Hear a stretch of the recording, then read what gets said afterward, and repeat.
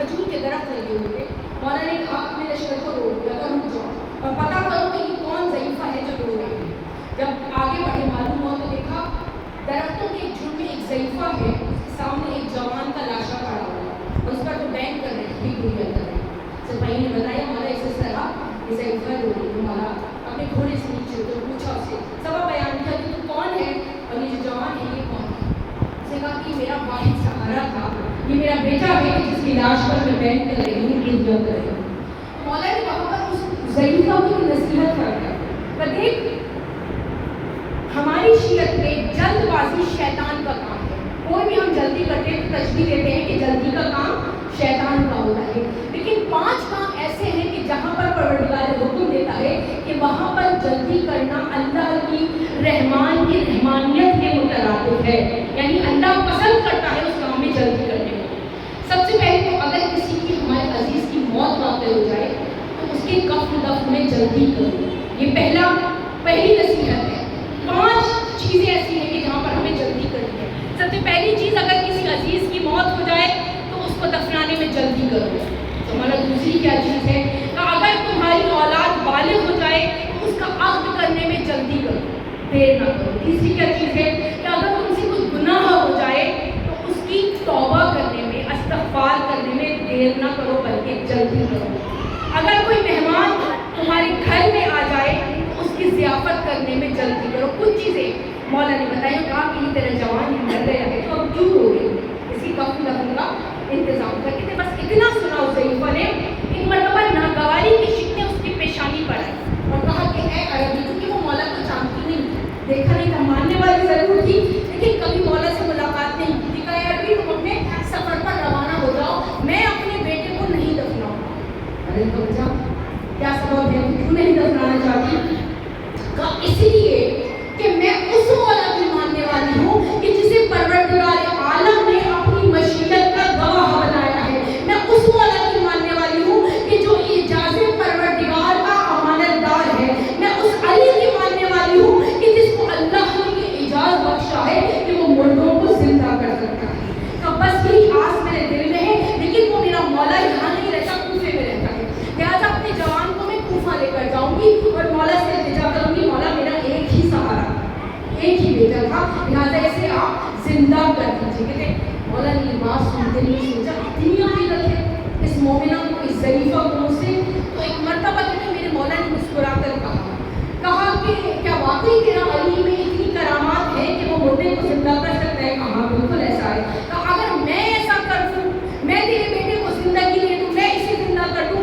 तो इतना सुना उसने एक मरतबा घबरा कर अली के चेहरे को देखा और लरजते हुए खड़ी हुई और जाकर कदमों में गिर गई। कहा ये दावा सिवाय मेरे मौला के और कोई नहीं कर सकता, लिहाजा आप ही अली इब्न अबी तालिब है कि जो ये दावा कर रहे हैं कि मैं मुर्दे को जिंदा कर सकता हूँ।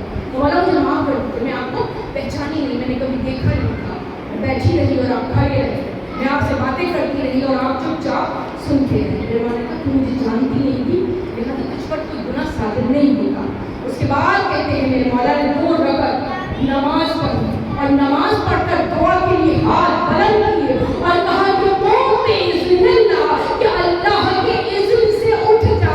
कहा यानी सहाबियों ने कहा मौला अल्लाह ने आपको इतना इख्तियार दिया है कि आप ठोकर मारे मुर्दा जिंदा हो जाए, भला नमाज पढ़ने की क्या जरूरत थी, भला अल्लाह का नाम लेनी? कहा बस यही तो फर्क बताना चाहता हूँ कि वो परवरदिगार है, मैं उसका अपना बंदा हूँ। मैं अगर मुर्दों को जिंदा भी करता हूँ तो उसके हुक्म से जिंदा करता हूँ। जैसे ही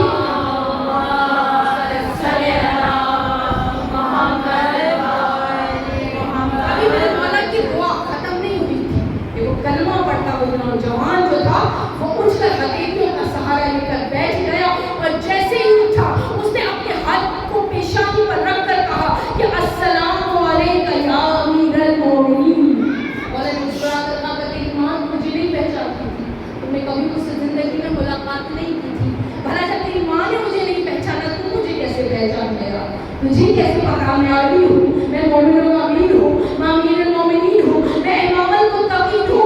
बस कहते वो नौजवान मुस्कुराया, कहा या अली जब मलकुल मौत मेरे पास आया था और मेरी रूह को काबू कर रहा था तो आप ही तो थे